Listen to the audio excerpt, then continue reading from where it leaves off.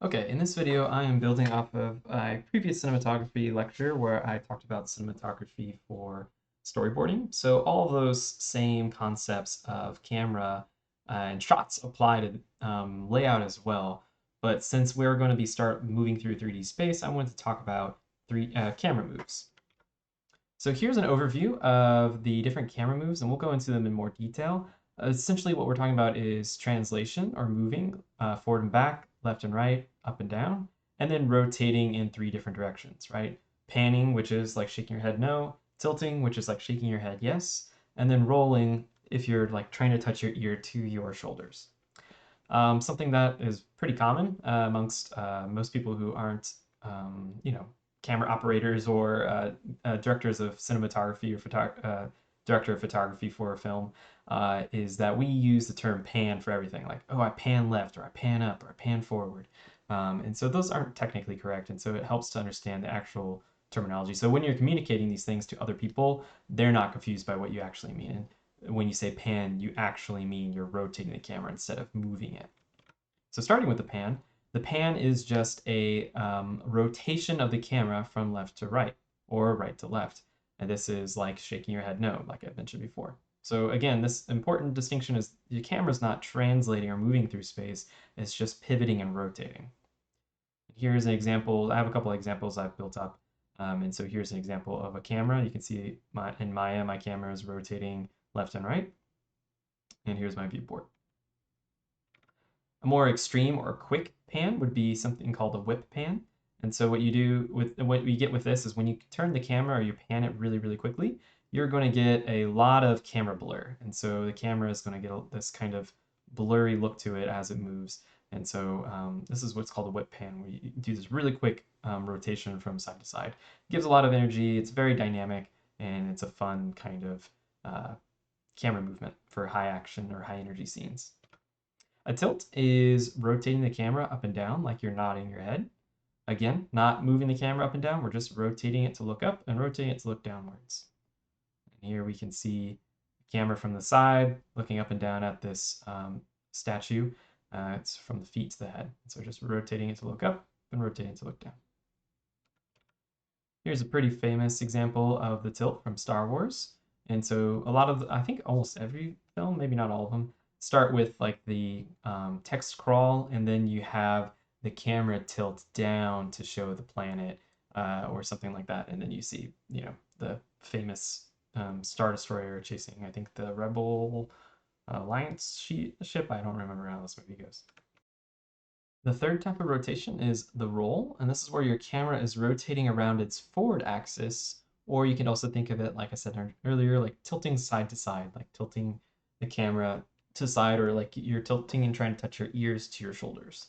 So here's a famous example from Die Hard that I showed in the previous lecture. We're rolling the camera off its axis, so it's no longer lined up with vertical and horizontal lines, and so everything starts to get diagonal and off axis and kind of unstable. So here's what that looks like when I'm rotating or rolling that camera, and I'm rolling it around that forward axis. And so it feels very unstable. It feels like you're kind of falling over, and used to great effect in movies for that Dutch angle or canted angle shot to make things feel dynamic and like there's a lot of instability or tension in the shot. Moving on to the camera translation or movements, we have the boom, jib, or pedestal shot. So the boom, jib, or pedestal shot is where the camera translates or moves physically up and down in space. So here we can see I'm not tilting it, I'm not rotating the camera to look at the feet and look at the head. I'm actually moving the camera from one height to another height. And so this would be a boom, jib, or pedestal shot. Here's a famous example from Toy Story, introduction of Buzz Lightyear. So this is a great shot because it's kind of revealing that character in a very unique and interesting way, and sort of puts us in the same position as Woody. So he has this like larger than life statuesque kind of revealing with finishing the shot on the character's face. A truck is when you walk the camera from left to right, so you're physically moving in space left to right. Usually you're not actually walking it. Maybe you might have like a rig that it's hooked up to, or it's on a track. but it's not unlike the pan, right? So remember the pan is rotating the camera. The truck is actually just moving or translating the camera in space from left to right. And so here we have that example. We're moving it from left to right, so no rotation. A dolly is when you translate, move, or walk the camera forward and back, right? So we'll see this in comparison to a zoom later on, but a dolly is just moving the camera, right? So getting closer and getting further away. And so here we can see the example for translating the camera forward in space. So obviously our character and what we're focused on is going to get bigger in the scene, but the size relationship of other things in the scene aren't really changing. Like there's not a change in perspective like you get with the zoom. Here's a dolly shot from Citizen Kane, I believe. Yeah, that's definitely Citizen Kane. I can recognize Orson Welles up there. But we have this really, really slow dolly forward, and so we're just walking the camera in during this dialogue scene to get closer. We have a version of the dolly which is called the push-in, and that's where you are really slowly or almost imperceptibly moving the camera forward, usually on a character. And so this is just a type of dolly where it's very, very slow and very, very subtle and kind of adds tension to the moment and kind of builds anticipation. And so it's used to kind of support a moment or an action that's about to happen and just has a great effect of just making that feel a little bit more poignant or significant. So you can see with this example from Tintin, as he's discovering something and he's coming to a revelation, that push in is giving us that feeling. A zoom is very similar to the dolly in the sense that your subject that you're looking at is going to get bigger or smaller within the frame, but we're doing it through a different operation of the camera. A dolly, we're moving our camera closer. With a zoom, the camera actually stays place while the lens is actually changing its focal length to make that subject appear larger or smaller. And so when we zoom in, we're changing the focal length to make our subject appear larger and closer in our camera. And then when we zoom out, they look like they're further away. So here we can see in Maya, I'm just changing the focal length on the camera, and it's having an effect of making my subject matter appear larger, and it looks like I'm getting closer, but the camera is actually staying in place. And what might be kind of hard to see here in this example is that by changing the focal length, we're also changing the perspective of our image. And so with a lower focal length, we have more perspective distortion. And with a larger focal length, we have a flatter perspective or less perspective distortion. And so lower focal length is going to give you a wider image and you're going to be further away from your object or appear to be further away. And then the longer your focal length is or larger it is, the closer your subject appears to the camera and the flatter the space becomes. Here we can see another example of that as we're changing, look at this example on the right, as we're changing this focal length, right? The lower the number is, the more distortion we have on his face, right? So his face feels a little bit more dimensional and has more distortion on it. And then the higher the focal length, his face appears flatter. And also notice with a lower number, that tree in the background seems further away. And with a higher number, that tree starts to feel like it's getting closer and closer and closer, like it's running up behind that guy. And so a higher focal length is going to have less perspective distortion, and there's going to be less exaggeration in space. There's a version of the zoom and the dolly that's called the zoom dolly, or sometimes called the zolly. And this is essentially where you're actually using both a zoom and a dolly to counteract each other. And so what it looks like is it looks like space is changing and moving, right? Your perspective has a strange distortion to it over time. And so it kind of has like this vertigo effect. And you can see in this example from Goodfellas, that background is getting closer and closer and closer, even though we don't really notice it that much. And these characters are staying kind of the same size. And so what's happening is, remember, because whenever we zoom, let's go back. Whenever we zoom with our camera, our subject gets closer and it changes perspective. And so what we're doing here is, even though we're changing that focal length and the background feels like it's getting closer, we're actually going to be moving it forward. And we'll look at an example of that in a second.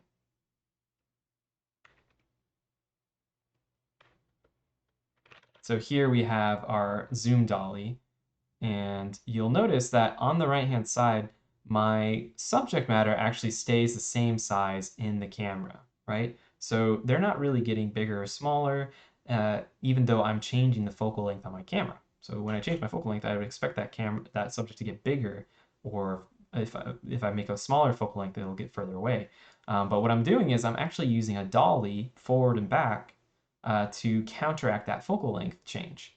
So as that focal length brings the character closer to my camera is actually moving away so that it's kind of equally balancing out that action of that change in focal length.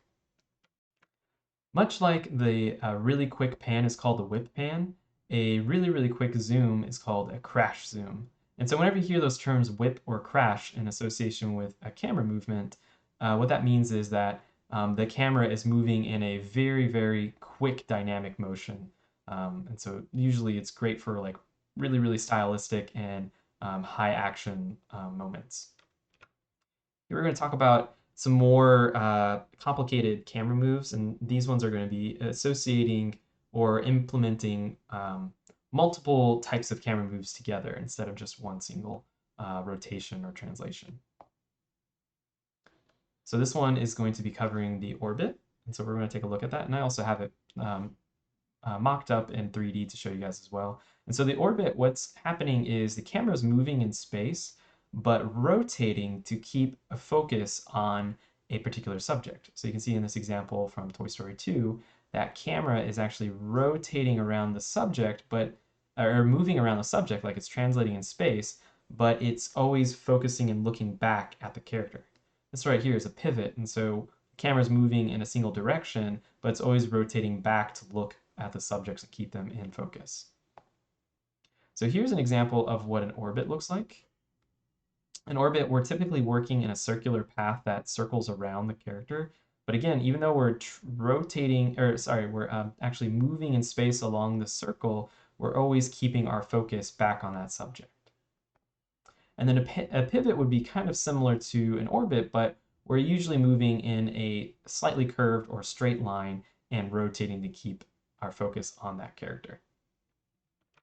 A oneer or a one shot would be a series of camera moves that essentially extends over a really long period of a shot or of a sequence and doesn't make any camera cuts. And so this is famous in certain movies like Goodfellas, right at the beginning, where we have the camera kind of moving through an environment through a lot of different actions through the characters, and it's always keeping focus on the characters and what's most important. And so these are really great for making us feel like we're in the moment inside the shot with the characters and kind of walking with them through the space. And so in this case, it feels like we're kind of going through this nightclub or restaurant that this mafioso owns. And so it feels like we're also being brought through the back kitchens with him as well. And you can see here this example from Ratatouille. We're kind of staying in the moment because it's a really important emotional or informational component to the film, right? As he's explaining what's happening to the rest of the crew. And so we kind of stay inside this moment with these characters, and it's also just kind of a fun shot. A tracking shot is going to be similar to a oneer in the sense that you're following a specific character through a space. And so the camera is going to be following, actually, this is a great example from Pulp Fiction. So the camera is kind of moving along and following along as if we were trying to keep up with somebody. Someone told us to follow them and they started walking forward or running around. We try to keep up with them. So this is kind of similar to the oneer, but this is more of a focus on just tracking a single character or a single object as it travels through an environment. Steadicam and handheld are not necessarily camera moves, they're more qualities to your camera movement. So Steadicam would be camera moves that are very smooth and graceful, and they don't have any, or they try to minimize as much as possible imperfections in the camera's movement or how it's being operated. And so has a very cinematic feel. This is what we're used to seeing in a lot of movies as casual third-party observers that aren't in the film, right? A handheld film, however, like in this example on the bottom with one of the Bourne movies, is that movement quality is meant to emphasize or leave in the imperfections of camera operation and make it feel a little bit more intimate and less perfect.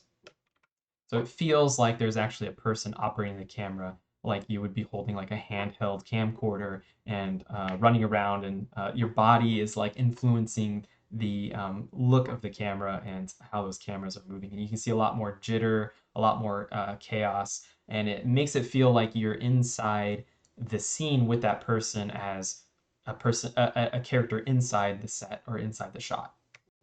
So here we have a Steadicam shot from Atonement, a tracking shot. And so this is most likely using a Steadicam rig to kind of keep the movements from bouncing around too much. You can see the camera isn't perfect. It still has a little sway, it has a little bounce, but it's not noticeably chaotic or messy. And here's that Goodfellas shot again. As we're moving through this space, right, the camera does again have a little bit of imperfection to it. For the most part, it kind of glides smoothly through the space though. And here's another example from The Shining. Again, there's a little bit of that kind of operational jitteriness to it, but for the most part, the movements are actually pretty smooth. Again, it's probably using some kind of rig or it's on some kind of device that lets it glide smoothly forward. And your Steadicam rig would look like something like this if it's operated by like a human and it's not on a track. You know, you have this like a vest and this device, this gyroscope to kind of help balance things out and keep the camera from, see, as he's jumping up and down, keep the camera from um, bouncing around and jostling too much. And then that guy drops it.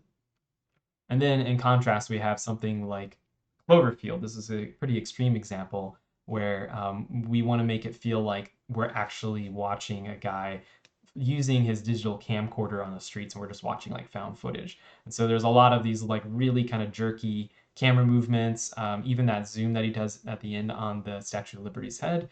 It feels very kind of mechanical and like a person's trying to manipulate something on their camcorder.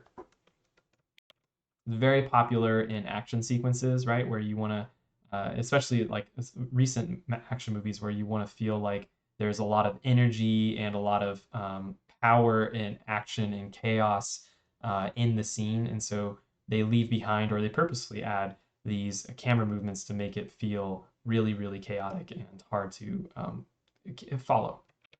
And you can also use these Steadicam versus handheld to sort of add certain connotations to a scene or to a character to a moment in the film, right? So here we have in the movie Seven with the good guys, in these particular sequences of events, we're supposed to feel like they're kind of out of control or they don't have a grasp of the situation. So we have a handheld effect where the camera is moving and jostling around and it's very imperfect, especially when we run with these characters and Morgan Freeman through that field, right? But the bad guy, who's completely in control, all of his shots are completely static and locked off, right? So you can see in this shot with Brad Pitt right here, he, the camera's jostling around, but then when we look at Kevin Spacey, the camera's completely still. And so it's used in great effect here to kind of contrast the power of these characters and um, uh, put us into their state of mind.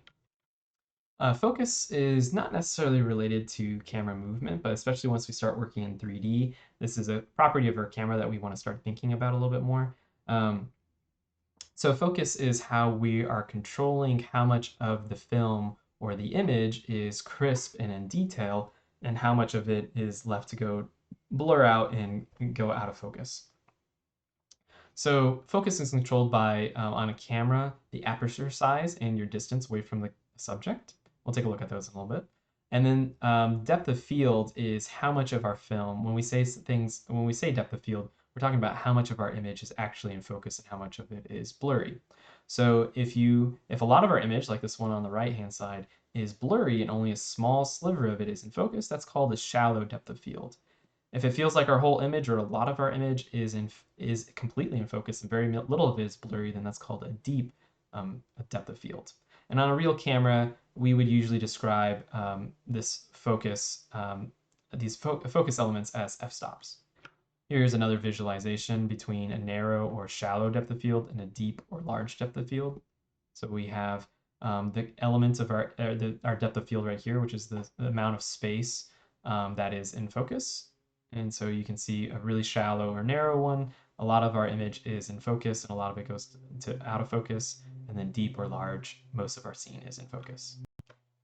And this, on a real camera, you are actually, whenever you're modifying the diaphragm or shutter of your camera and the size of that aperture, you are actually controlling a lot of things like motion blur, how much light's coming through, things like that. But in general, when we're talking about focus, we're using the term f-stops to describe the aperture size. And so the smaller the aperture size, or the smaller the f-stop means the larger the aperture, which means that we have a blurrier image. And then the smaller the aperture, the larger the f-stop, and the deeper our space is or our depth of field is. So that might sound a little confusing. You usually don't need to worry about this with a 3D camera, but just to keep in mind that this is all based on real camera operation and physics. And here's just another example showing us we're using a different lens, which has the ability to have a much larger focal length, which gets us closer to the subject. And it's creating this shallower and shallower and shallower depth of field. And that's just a property of that particular lens. So deep focus and deep space is where most of our image is in focus. And so you want everything to kind of be visible, and you're not favoring a foreground, midground, or background. So this is great for shots that you want to kind of visually explore the whole space or see the whole space at once. Right. So here we have an example from All the President's Men, and you'll notice also when you see some of these that not all of them are actually completely in focus. So there's still some out of focus elements, but for the most part, we have pretty deep focus because we want to see this whole environment. All right. Here's an example from Ex Machina. All right. This whole hallway is in focus. Chimes at midnight. Tangerine, right? All in focus. I mean, some things just naturally will go out of focus depending on the lens and what you're looking at, but we're not working with a really shallow depth of field. Here's a great example of deep space and deep focus in Citizen Kane. And so in this shot, we are kind of moving through a pretty complicated set, and we're almost always keeping all that foreground and background in focus or visible in the scene. And we're kind of focusing on all of it. So even in this shot, when they're at the table, you can still see that kid outside doing stuff out there. And so this would be a deep space with deep focus. And here's another example from Citizen Kane, right? We're working with a really, really deep focus or deep space. And so things that are very, very far away from the camera and things that are very close to the camera are all in focus or prominent and important in the scene, right? We're not focusing on a very, very small area. We're kind of seeing the whole environment at once. Shallow focus would be a shot where most of the environment goes out of focus and we're really focused keeping a very shallow depth of field. And so that means only a small portion of our image is in focus. So these shots are great because you can kind of ignore the environment or you can kind of push the environment out of the viewer's mind. So you can focus on something like a character's expressions or something that's going on in the shot, like a detail element. And so it's great for if you want to focus on really close details or character's reaction or thought process. So here's an example from 12 Years a Slave, right? Very emotional moment for this character. We're just focusing on how he's reacting. And so all that environment kind of goes out of focus because we don't want the viewer to think about that stuff. We just want the viewer to think about the actor's expressions. Here's another example from Harry Potter, right? It kind of almost becomes abstract in the background because it's blurring out so much. And like I said before, we can still have blur or defocus in our cameras, even with deep spaces. So in these examples from No Country for Old Men, we have a soft defocus. So we can still see the whole environment and it's not blurring out to being an abstract shape. But that the background is being blurred enough that we can focus on easily the important elements. And so once something starts to blur out, we stop thinking about it, stop paying attention to it, and we want to see the things that are in focus. And related to focus and actual movements related to focus, we can actually change what part of our image is in focus. So we're keeping the same depth of field. So in this example from Breaking Bad, that whole shot is very shallow depth of field. But what we're doing is we're actually changing in the camera what's in focus. This is called a rack focus. And it's great for drawing a connection between an object like one area or one element of our image to another and kind of create like a mental connection. So we see Jesse's eyes and his expression, we see that he's in a really low state. And then we also kind of slowly bring our attention to the gun as if he was holding the gun up to you. And you see his expression, and then you stare at the barrel of the gun. Here's another great example from one of the James Bond movies. Have him come in, we notice his eyes look over, and then we quickly rack focus to a foreground object. So we know his attention was brought to this broken wine glass. And so we make that mental connection between broken wine glass, James Bond's thought process.